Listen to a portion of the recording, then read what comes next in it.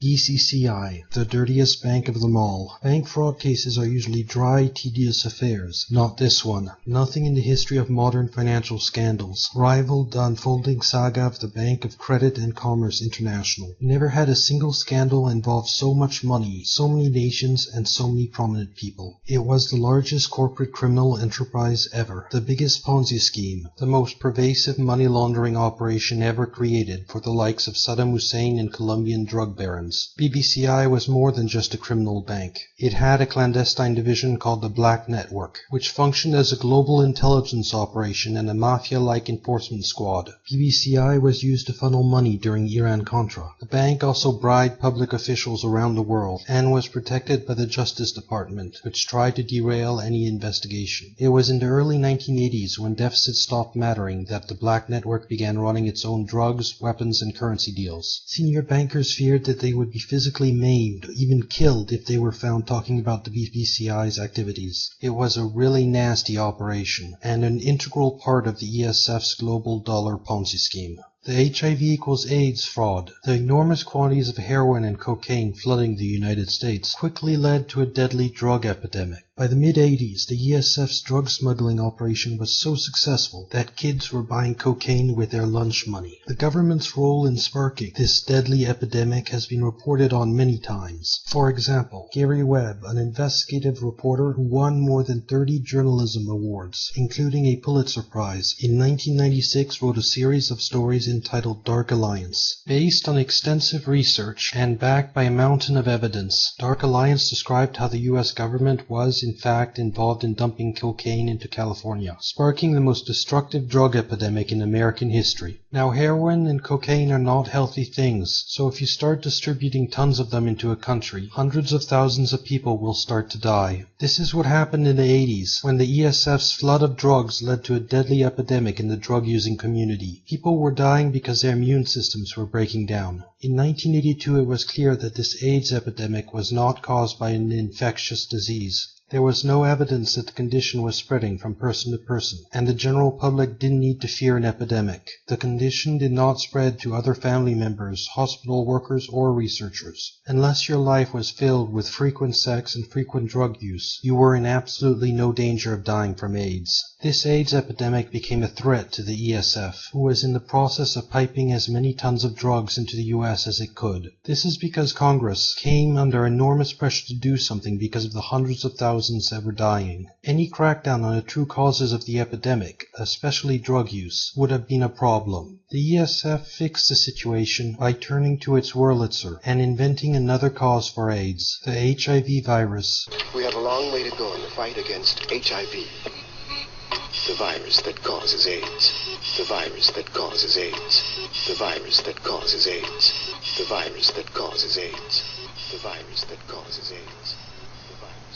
Thanks to the HIV equals AIDS fraud, the government handed out free needles instead of cracking down on drug use. To truly understand the facts about AIDS, watch the documentary HIV equals AIDS, Fact or Fraud. AIDS has failed to spread into the female population also. When the U.S. Army began testing new recruits for HIV in 1984, they discovered an amazing fact. HIV infection was evenly spread between males and females, 50-50, and it's remained that way since then. It should follow that AIDS would be 50% male and 50% female. Yet 9 out of every 10 people who develop AIDS continue to be male. This could explain why drug use is more related to AIDS than HIV infection. In the U.S., males use over 80% of all hard psychoactive drugs. AIDS is caused by recreational drug use, and injected drugs like heroin and cocaine are the direct cause of AIDS in 9 out of 10 cases. The original papers upon which the HIV equals AIDS myth was based were fabricated, and there aren't 26 million Africans dying of AIDS. That is another myth. The mighty Wurlitzer plays on. The elaborate scheme to save the dollar would not have been possible without the media's cooperation. The ESF's propaganda network allowed it to inject Americans with a synthetic reality, like the HIV equals AIDS myth. But the Wurlitzer did much more than that, as demonstrated by what happened when Dark Alliance was published. The initial reaction to Gary Webb's Dark Alliance was dead silence. In other words, a total media blackout. You see, if the Time publishes an article on BBCI, and the rest of the nation's editors readers decide to ignore the story, it quickly withers and dies like a light-starved plant. Nothing sells like scandal, so when a story like BBCI is ignored, it's unnatural. Anyhow, Dark Alliance got the silence treatment big time. No one would touch it. But no one had counted on the enormous popularity of the website. Information that goes viral on the internet is perhaps the Wurlitzer's only weakness, so Dark Alliance developed a political momentum all on its own, and it happened despite a virtual news blackout from major media. Ultimately, public pressure forced the national newspapers into the fray, and when they spoke in unison. The official conclusion reached by the Washington Post, the New York Times, and the Los Angeles Times was there's no story here. Dark Alliance was flawed. The way the mainstream press responded to the series was later described as one of the most venomous and factually insane assaults in living memory. Apparently, CNN helps the CIA redefine reality. Despite all the furor, the facts of the story never changed except to become more damning. But the perception of them did, and that's all that really mattered. Once a story becomes discredited, the rest of the media shies away from it, and it becomes consigned to the dustbin of history as an internet conspiracy theory. This is how undesired stories are brutally assaulted and killed. It works pretty damn well, too. You see, the media is free to report on all the sex scandals it wants, but when it comes to the real down and dirty stuff, that's where we see the limits of our freedom. In today's media environment, such stories are not even open for discussion. Gary Webb later died of 2 gunshot wounds to the head. It was ruled a suicide. The superdollar. Although the ESF managed to print money without causing inflation by dollarizing the rest of the world, it still was left with an enormous pool of greenbacks, whose return into the US could collapse the dollar. It needed some way to neutralize this threat and slow the return of these foreign dollars. This brings us to the superdollar, also known as the supernote, another massive, multi-decade, ongoing fraud that no one has heard of. The supernote is a counterfeit $100 bill that looks exactly like the real thing. Here's why the supernote is super. It contains every security feature of the real bill. It is printed on intaglio presses that only governments have access to. It is made with rag cotton paper. It contains tiny red and blue fibers. It has an embedded plastic strip, etc. There have been 19 versions so far. The supernotes are of such high quality and are updated so frequently that they could only be produced by a US government agency such as the ESF. After first being detected in 1989, the superdollar has spread, and soon countries like Russia were filled with high-quality fakes. At first Iran and Syria were blamed, then criminal gangs in Russia or China, finally North Korea. However, this is unlikely. These notes go way beyond what normal counterfeiters are able to do. Also, supernotes appear to have been produced in quantities less than what it would cost to acquire the sophisticated machinery needed to make them. Whoever's doing it is apparently operating at a loss. There's more. Even though the counterfeiters have mastered infrared-sensitive security inks, the notes are produced in such a way that they have little chance of going undetected in America. In other words, the super sophisticated counterfeiters could make absolutely untraceable notes if they wanted to, but they don't. They deliberately produce them in a way that can be tracked by no one except the US government and other central banks. This phony 100 bill is not a fake anymore. It's an illegal parallel print of a genuine note. The supernote serves 2 purposes. 1, it increases ESF profits. 2, it helps to negate the threat posed by dollars in the rest of the world. Not only do superdollars never come back from abroad, they also make foreigners nervous about bringing their real dollars back to the US in case they turn out to be fake. Next, we need to discuss what would happen if the incoming flow of drugs were to dry up.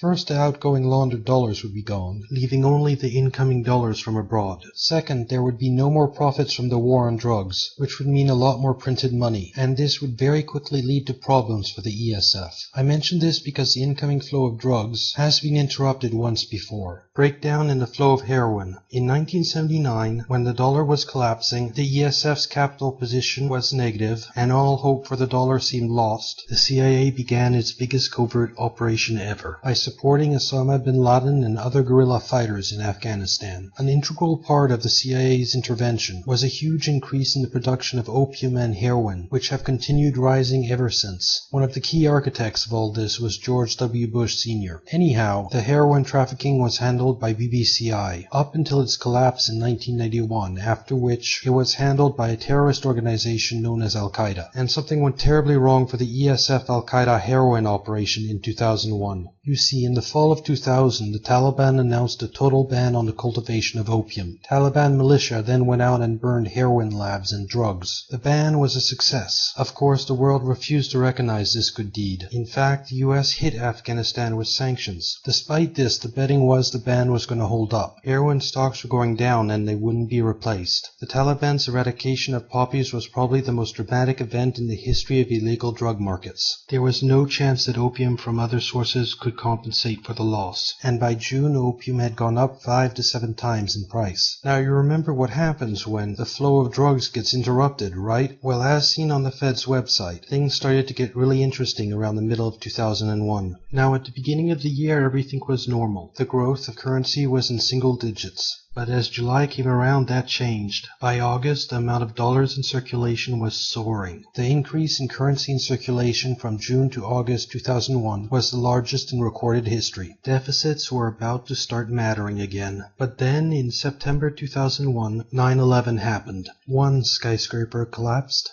Then a second skyscraper collapsed.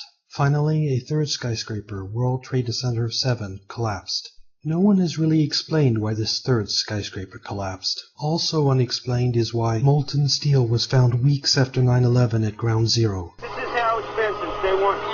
Oh, it's unbelievable. And this is 6 weeks later. It's probably 1,500 degrees. 8 weeks later, we still got fires burning. At one point, I think there were about 2,800 degrees. There were fires of 2,000 degrees Fahrenheit below the ground. Finally, no one has explained why scientists around the world are finding nanothermite, a military-grade explosive, in the dust from 9/11. This is a peer-reviewed paper published in a scientific journal for those of you who know what that means. The flow of heroin is restored. September 11 solved the ESF's heroin problem. By October, heroin was flooding into the West. Wholesale prices dropped, and farmers went back to growing poppies. By the next year, opium production was back where it was supposed to be. However, the invasion did more than just restore Afghan poppy production. It took it to a whole new level. Most of this increase came from Helmand province. And guess who controls this Helmand province? You know, they have these opium fields, and we are tolerating it. We are tolerating the cultivation of the opium. Here you have one of the best fighting forces in the world ever mounted. And in a sense, you're watching as this opium is being grown. Afghanistan now produces 93% of the world's opium, and it is being grown under the protection of US troops. Predictably, the skyrocketing production has had deadly domestic implications. By 2006, Afghan heroin was potent, cheap, and pouring into the US, causing a surge in heroin-related deaths. And the problem has continued to grow as heroin has roared back to life in America, killing more and more people across the US.